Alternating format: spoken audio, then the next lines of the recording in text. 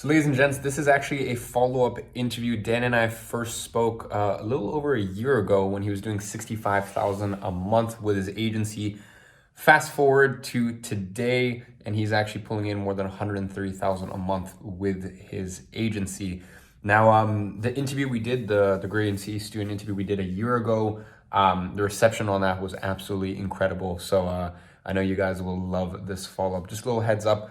Not sure what was wrong with my audio input. I think the gain levels were low or something like that. So yeah, just a heads up, my audio is a little light.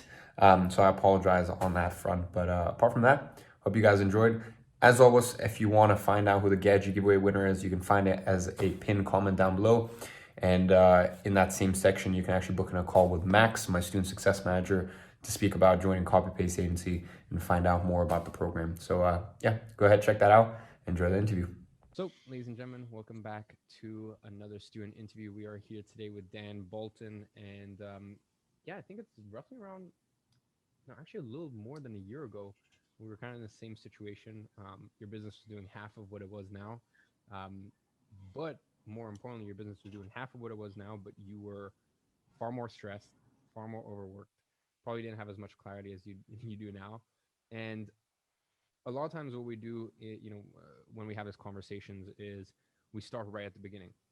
And instead, I want to do the opposite. I want to start right at the end and kind of reverse engineer from there. Because last month you had, last month you brought in 135K. You said around 200K in sales. So 135K cash collected. And that's cool. But this time last year you're doing around 65K. So as you know, not much changes once you honestly not much changes once you get past 30K a month.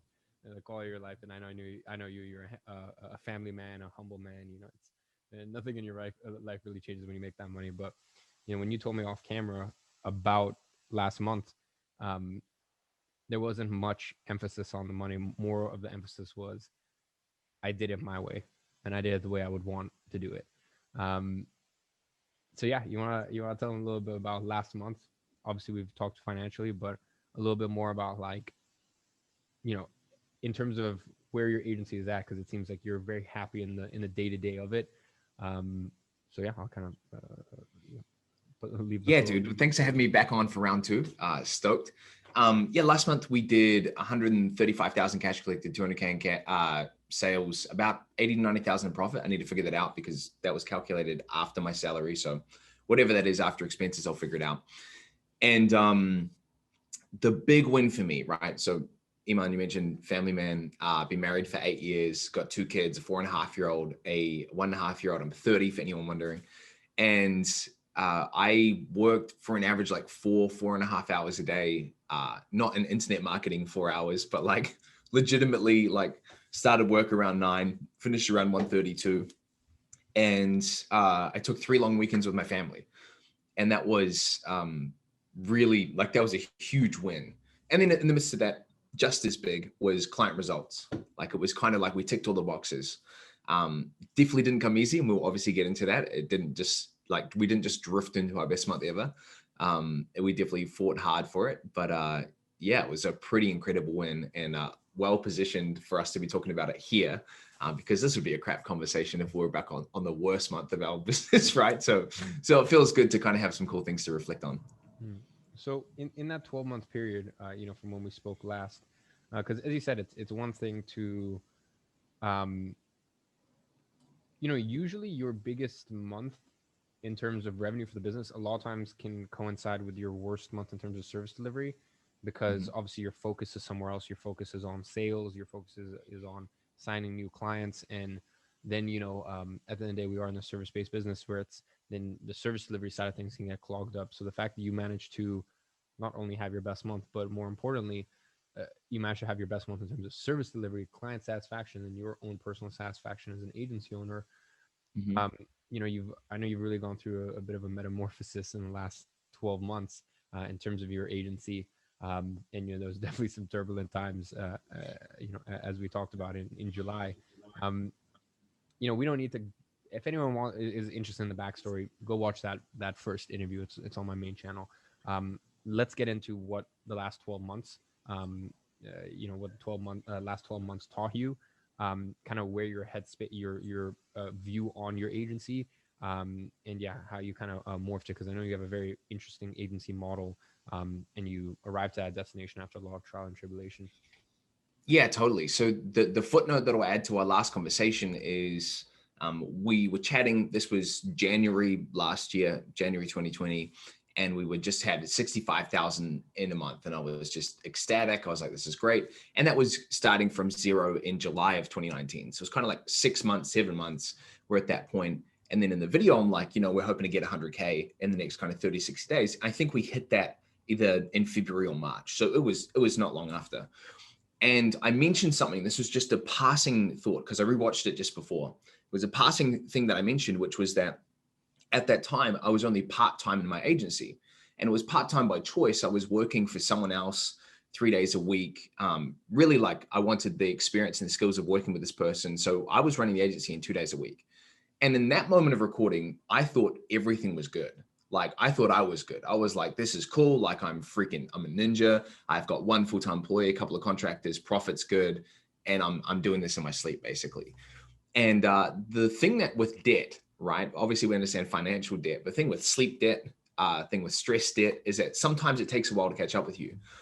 And so in March, the wheels really fell off for me. I mean, it's a cool internet marketing story of like growing a 7-figure business in part-time. And that was 100% true, but it was very, very stressful. And so I finished working with that person in March and basically had to not rebuild the business as if the business had crumbled down, but rethink the business and then also rethink my life, because I was stressed. I was drinking more. I was just like all the vices that you would normally turn to,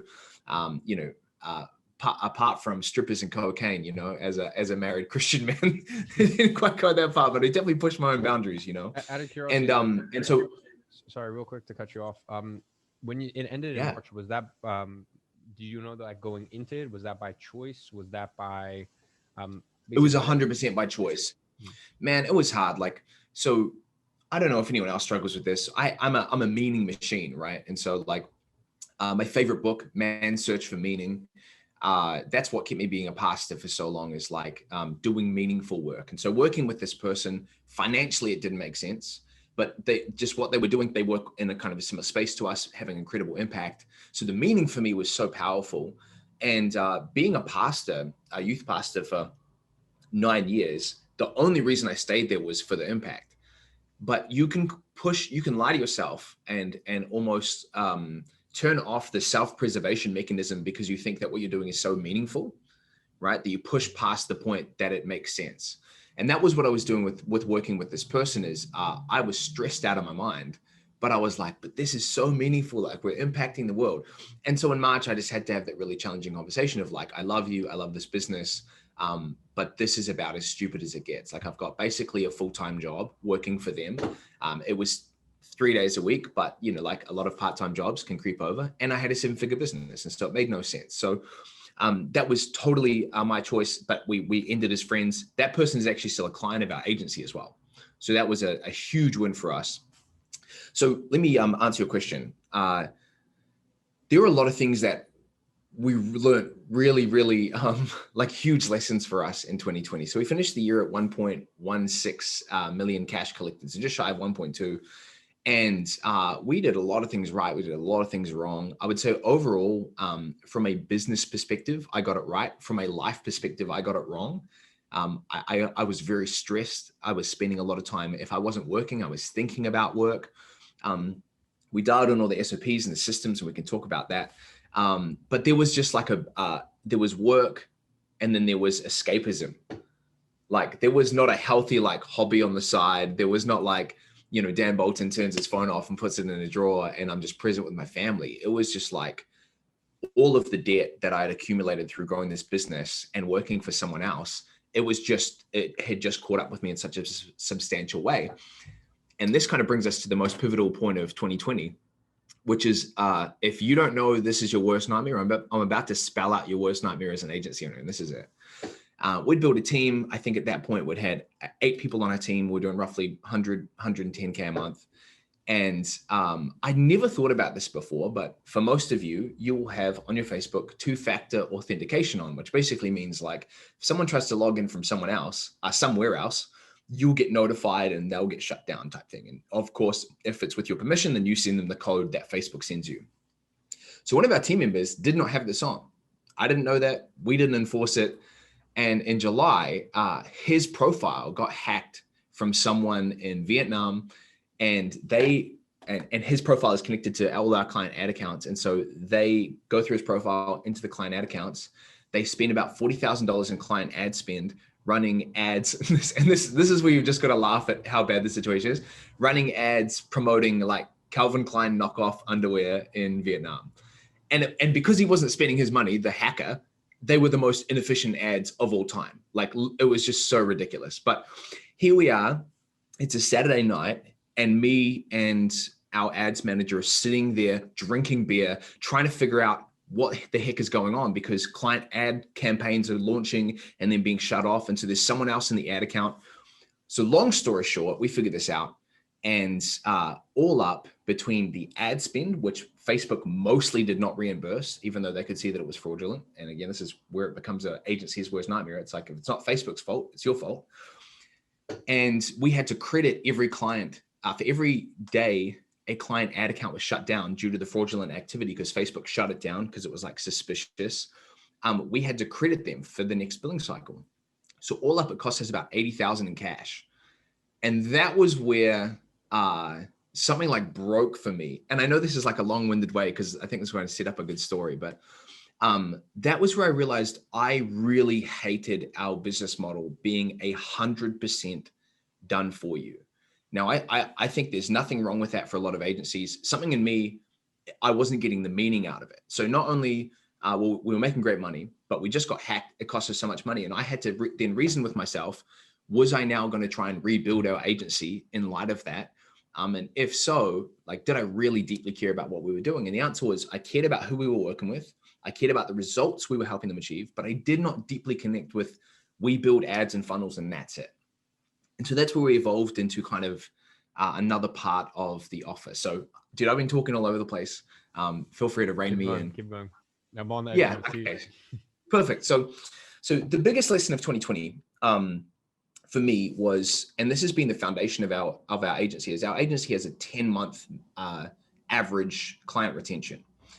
And the reason that is because by the way, that's very good.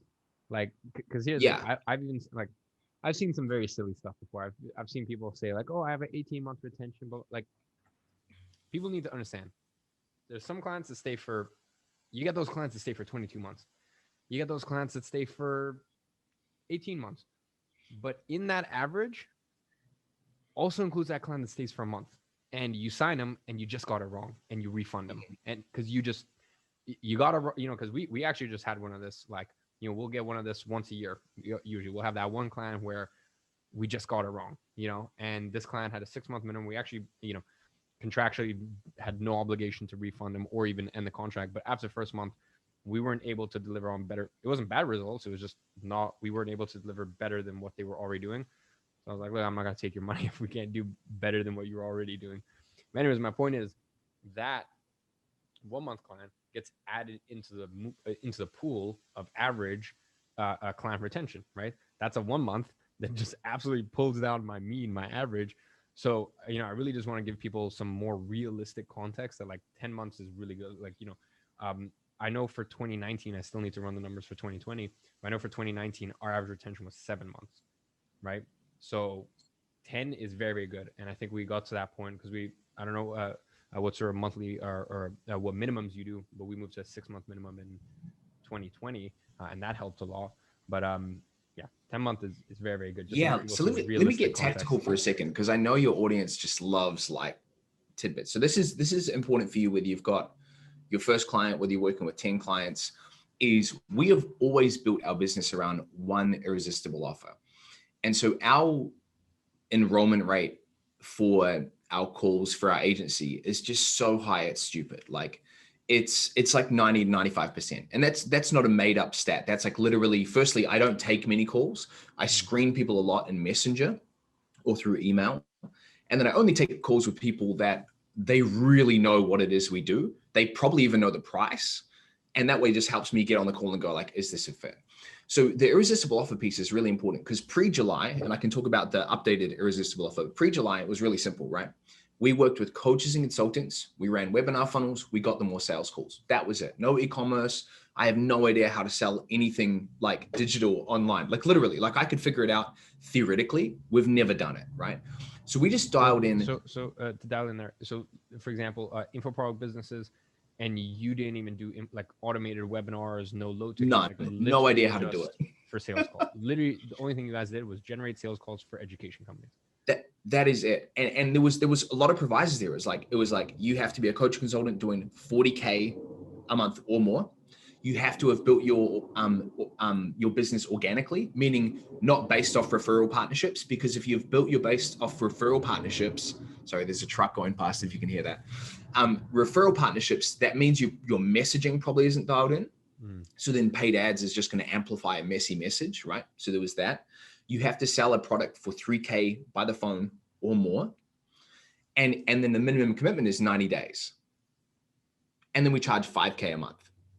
Right. So there was like, think about your offer for a second. If you're watching this, you want to think about how you can narrow and focus it. And this might not be where you're at with your first client and your second client, your third client, but as you start to gain more experience, you want to become really specific and laser focused. So you become world-class in kind of one thing, not like I run ads and build websites and manage social media for plumbers and electricians and supermarkets, right?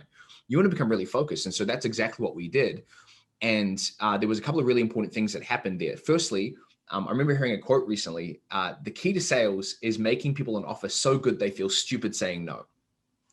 And so this was what we did that like separated us and made us so easy to work with. We ran people's ads, we built their funnels, we managed the email automations for 5K a month. So on one hand, 5K a month is like super premium for most agencies, right? But the way that we got away with it was we just offered more value than anyone else. And so people were like, this feels like an offer I'd be stupid to say no to. Now, the reason we could do that is because we were focused, because the client over here and the work we're doing with them, we were learning, we could then apply those learnings and those systems to this client. And that's one of the things that I think most people don't do is they try and develop more offers and they think the way to scale is going like, oh, I'm going to have an upsell and a downsell, and I'm going to have a 6-month minimum and a 3-month minimum. And we scaled to 100K a month with one offer, one super boring offer that we sold over and over again. Then we relaunched a new version of that after July, which we can talk more about as well. Well, I mean, yeah, let's talk about that new version of the offer or you know, the most recent reincarnation of it. Because once again, it's just so like, to give people context, it's so dialed in that prior to us hitting recording, you told me about it and I was like, hold up, I actually have a client for you. And this is, to give people context, this is a client that I've known him for a few years. And they came to me to work with our agency, and I literally just sent him, I was like, hey, I have a better agency for you.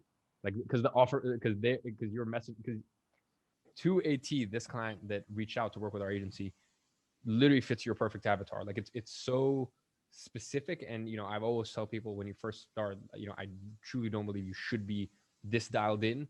But, you know, once you get to your point, or your stage of your agency, you know, I think one thing that's already kind of giving me some ideas is like, you know, how do you chip in and refine your offer even more?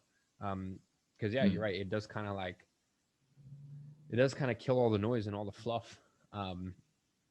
You know, and as you said, the way that you pitch your offer does leave a client, does make a client feel absolutely, you know, insane if they leave that call without taking you up on it. Yeah, and I think that's a super important point. And so like one of the things that you just said, I think is super important, that if you were in starter mode, it's really just about working with as many people as you can, you ethically can, and just trying to improve your skill set of both high ticket sales and like service delivery. Whether you are delivering it yourself, whether you're working with someone else, me telling you that you should go work with one niche when you've never worked with a client is is not the right advice, right? It's like the answer is just go try some stuff and over deliver and provide an incredible service and just believe in your ability to figure it out. But I think what happens for a lot of people is in that transition from kind of hunting and building, they stay in hunting mode too long and they just try and figure it out.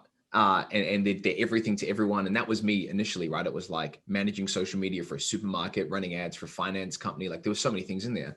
And I think most people, they either try and get way too systemized too early, or they just keep it way too late to actually make a transition to go like, I'm going to serve one client really well with one core offer that gets them results. And so the new offer for us is even more focused. And so as I share it, don't just go, I'm going to copy the offer. I mean, go for it. But like, think about what I'm doing. So we went from coaches and consultants, webinar funnel, sales calls. We've spent about 3 million on ads in the last 2 years. And one of the things we're noticing with VSLs, and this comes back to client delivery and why February was such an awesome month for us client service wise, was we spent so much money. One of the things we noticed was in the webinar VSL space, cost per lead was going up, cost per call was going up, show up rate was going down. And then ultimately the cost to acquire a customer, which is really the most important number, was not at all what it used to be. And number of different reasons for that. And every market's a bit different. We still have a client that we run ads for to a VSL in the business to like customer market that gets 50 calls a day. So VSLs are not broken for everyone, but they are saturated in some markets. So one of the things I started testing really extensively was Facebook groups. And I would say when you were at the building phase of your agency, meaning like you're focused in on a person, an offer, you really want to work with this kind of industry for the long term, I think a Facebook group is like an absolute no-brainer. Like, how do you get a bunch of people in there, add value, build trust, nurture relationships, start DM conversations and book calls? So we created the system of how we grow groups, which is the done for you piece. And then we have a coaching aspect of the content cadence and the appointment setting system that we coach people through. And so now what's super cool is we only have 1 or 2 purely done for you clients, meaning like we run their ads and they kind of like take the sales calls and that's it. Everyone else now is on this new and improved offer, which is completely done with you. Now we're still an ad agency. We still build stuff. We still run things, right? But have you ever worked with a client before that's like, I mean, you would have worked with clients like this before where it's like you run the ads and then you try and explain what they need to do for their part. And they either don't do it, they screw it up, they're asking you 37 questions, but ultimately them not coming to the party with like their effort, their skills, their experience, the overall result gets tarnished. And so the way we got about this, or like went about this was we've launched a coaching program that literally coaches our agency clients how to implement the stuff. And so we've got some people that are 100% in the coaching program. They don't have any done for you. But our done for you clients are all in the coaching program, meaning like they can show up to support calls. They have our Facebook group to ask questions. They've got 60 training modules, literally explaining exactly their part of the equation. So we grow their group, we run retargeting ads, and then they have a content cadence and an appointment setting system that they use to, fill their calendar basically. And it is going, so we charge the same amount for it, still $5K a month. We're doing less done for you work. There are higher profit margins on the coaching side. Like we have right now, we've got 50 active clients between coaching and done for you. And we have 1 client success coach that oversees all of that. And then I do 2 Q&A calls a week. And so the margins are insane. And then the results have never been better. Because rather than saying to the client, hey man, just start conversations with clients, or this is how you do a sales call, or we actually go like step-by-step templates, scripts. So this is where I think, I'm not going to go as far as say this is where I think the future of agencies are, but I think every agency owner that has a lead generation component to the offer of like, we generate the lead, you close them, we generate lead, you nurture them, whatever it might be. If you can create a coaching component that supports your offer, your clients will get way better results. And then our lifetime value on the average client is like $55,000. And so you just have to sit there and go like, is this worth $55,000 or whatever your lifetime value might be? And so for us, it's just a no-brainer.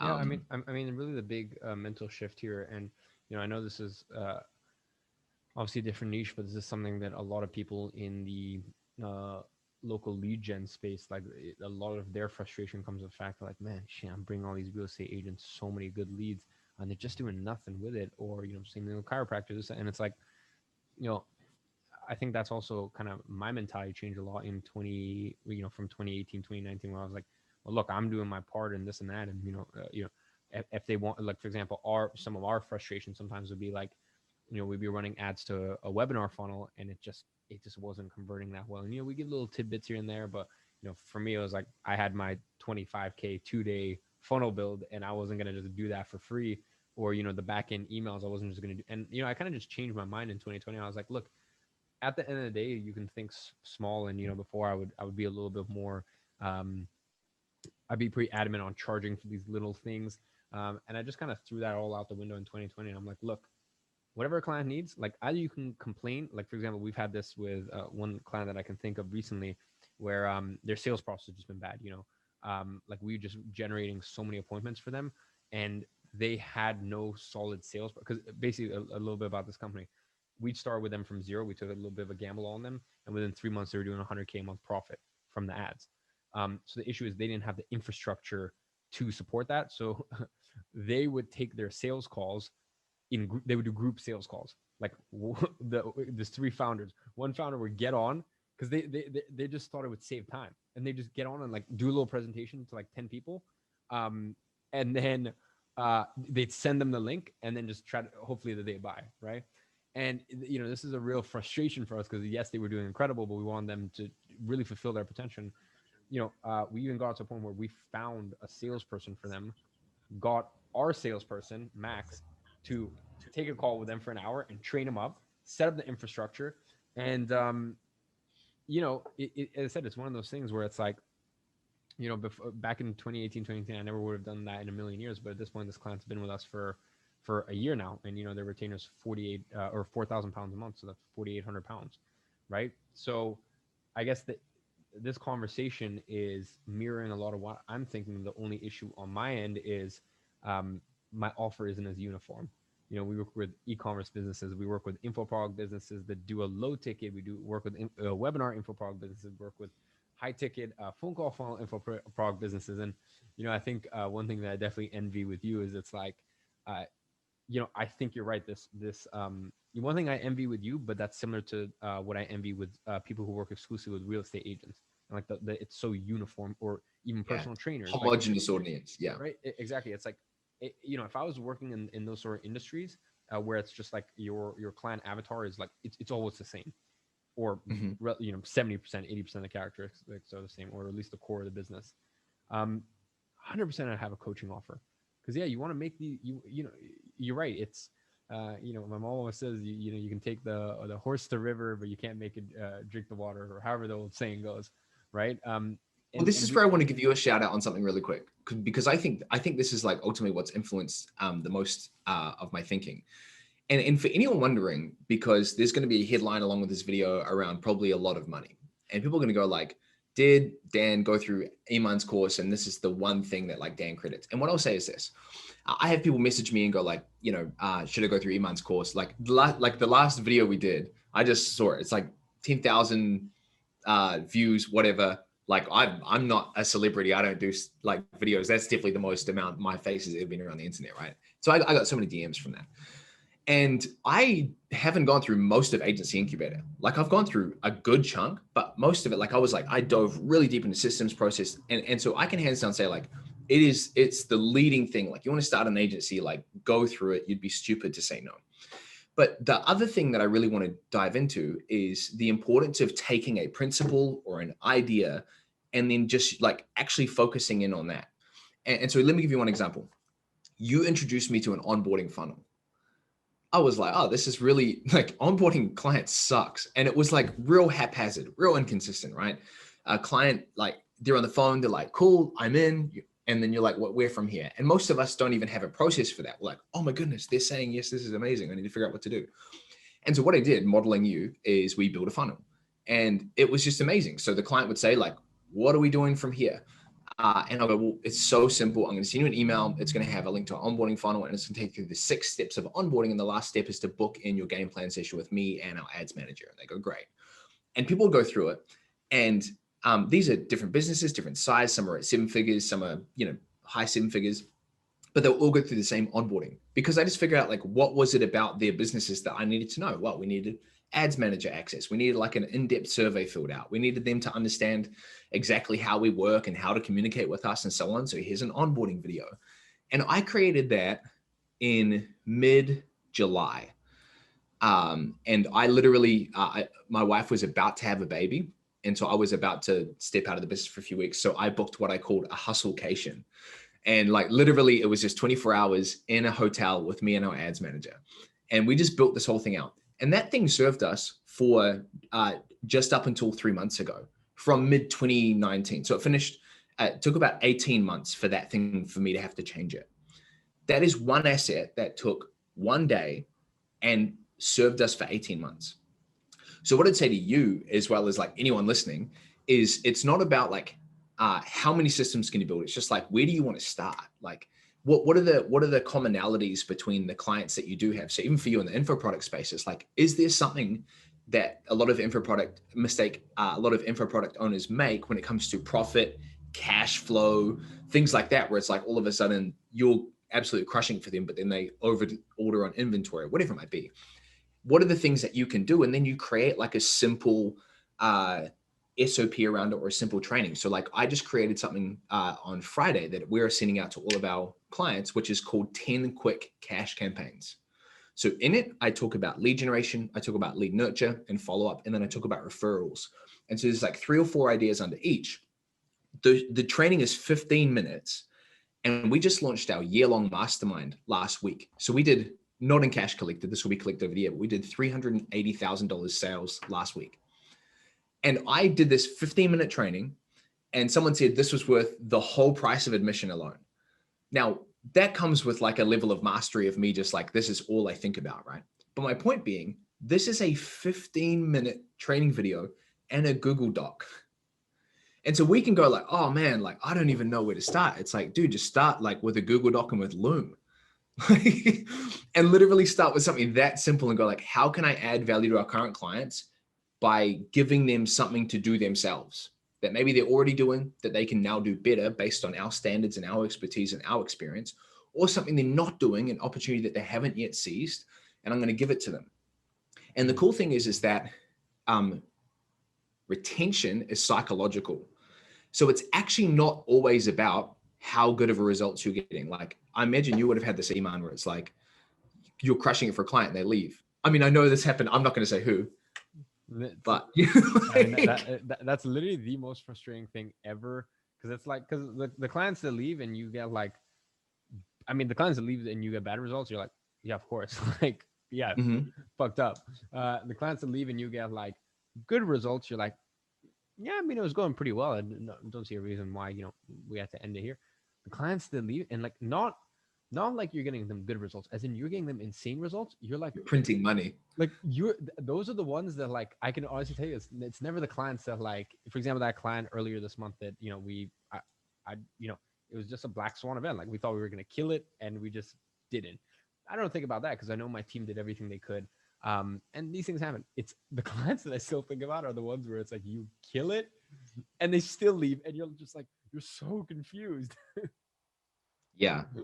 And I think like this is a really important thing is that like, of course, first and foremost, you need to be really good at what you do to get your results. Like that's like ethics, integrity 101. But beyond that, you have to really get into the relationship game. So this is why the done with you element is so amazing, because if someone's not expecting it and I go, here's a 15-minute training with 10 quick cash campaigns, it's a buffet, don't do all of it, just pick what you want and implement it, and they see results. Or let's say they don't even see results. Let's say they don't even implement it. They are going to feel better by the fact that I have their back and that I'm supporting them in a way that they did not expect. And I think that that's where retention is so psychological, because some people you'll get great results with and they'll leave. And some people will leave no matter how well you treat them as well. We took a client to $1 million a month in June of last year. This is the most ridiculous case study we have. Started at 200K, hit their first $1 million cash collected month. Literally the month clicks over. They're like, great. Now we're boycotting Facebook for a month because of like, it was like the political statement. I don't know if you remember that. It was like whatever it was at that time, they boycotted it. So we just lost a client for no reason because they were like decided to boycott Facebook. But that's just how it works. But my point being, beyond results, you want to be thinking about retention as a relationship, that it is psychological, that if you do not create a space in your client's mind where they think great thoughts about you, they think that you're in their corner and on their side, even when results suck.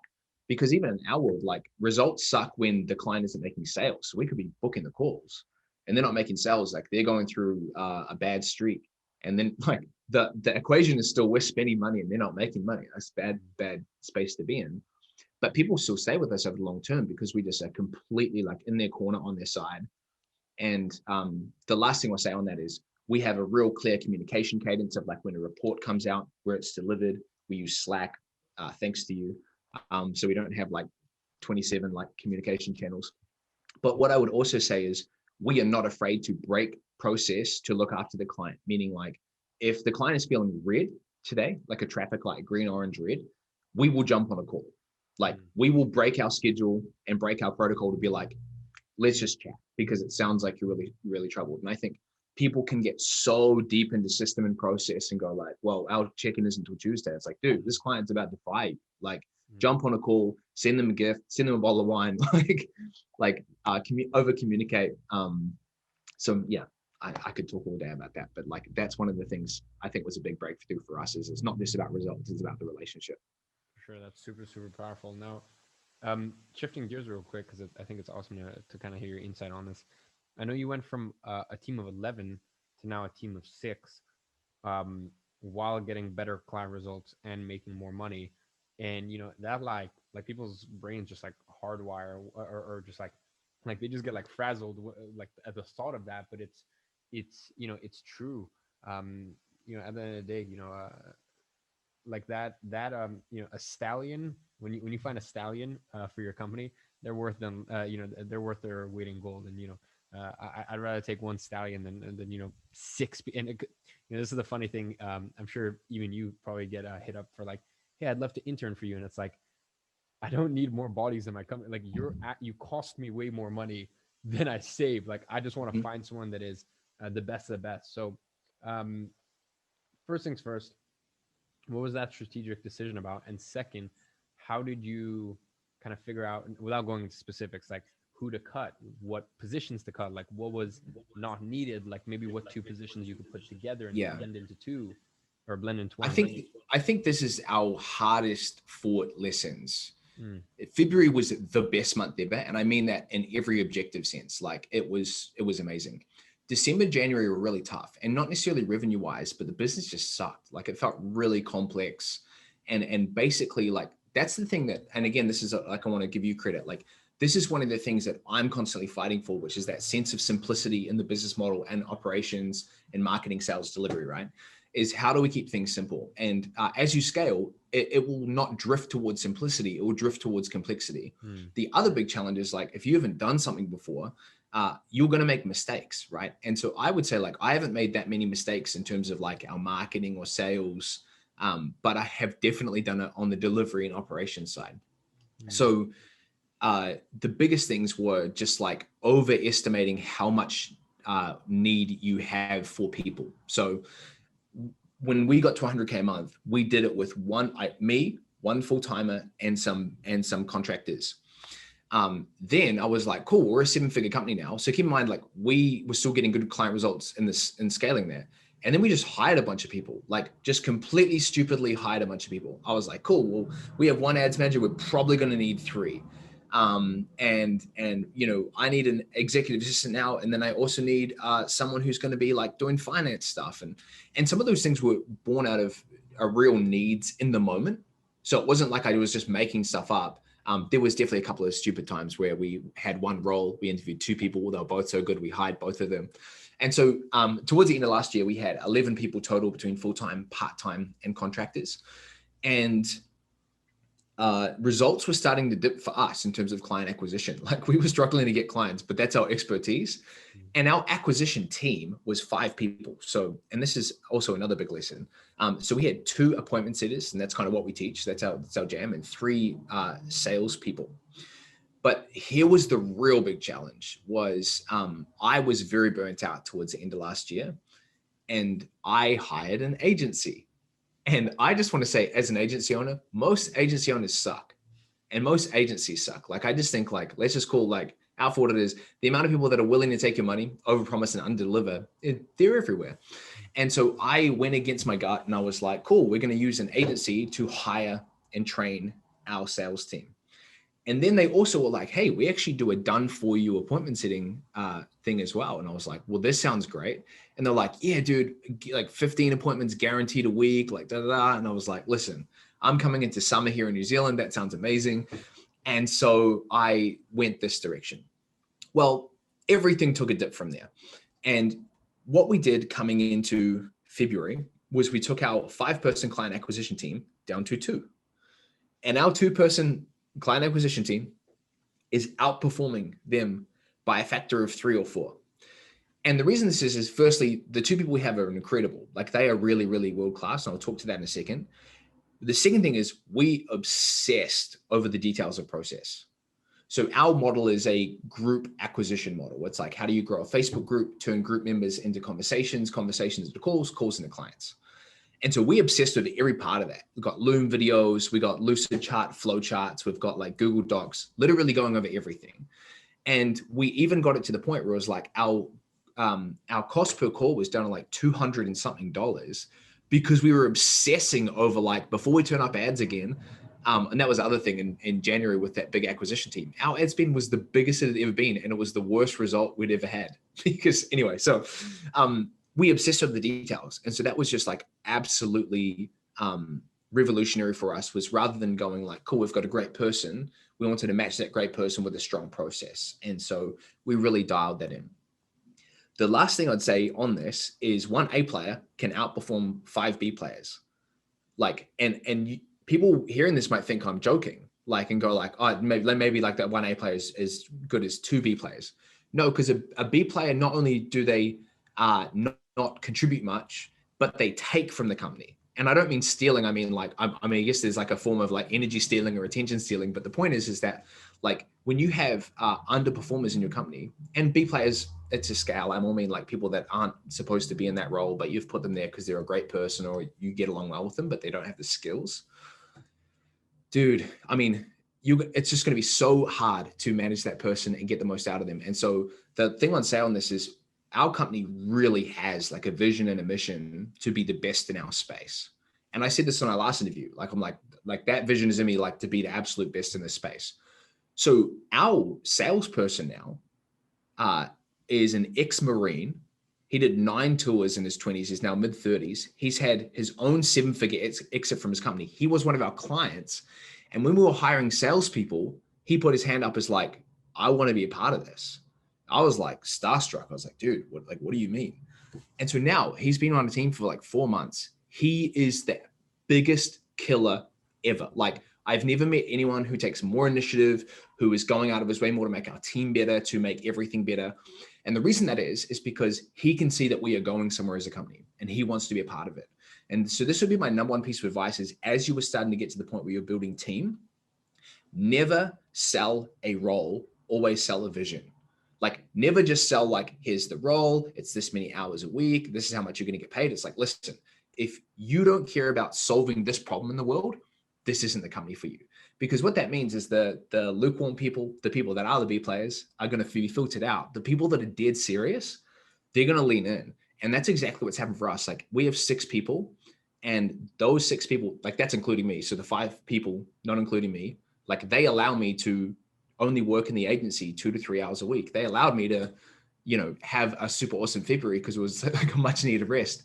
But those people are also like killers. Like, they get paid well. They contribute so much. And because of that, like, client results have never been better because we actually have a team of A players that care about what we're doing. For sure. Well, dude, I think we're going to need to get you on for a part 3 because it's nearing on 7 p.m. here. It's Mother's Day here in London. So I got to pop over to Iman Gadzhi's house. But yeah, dude, I'm looking forward to a year from now where we bring you on and you're at 200 a month and you share probably some crazy ups and downs from next 12 months. Yeah, just want to thank you for coming on, sharing your wisdom, because as I said, it's really cool to have some of these high level conversations. yeah, because as you can kind of tell from this interview, like there's a lot at stake once you get to a certain level, and the problems only get bigger.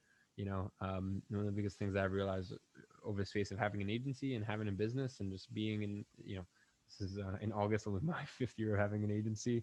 Obviously, I started when I was just a little fetus. And like the reward from this game is just being able to continue to play it.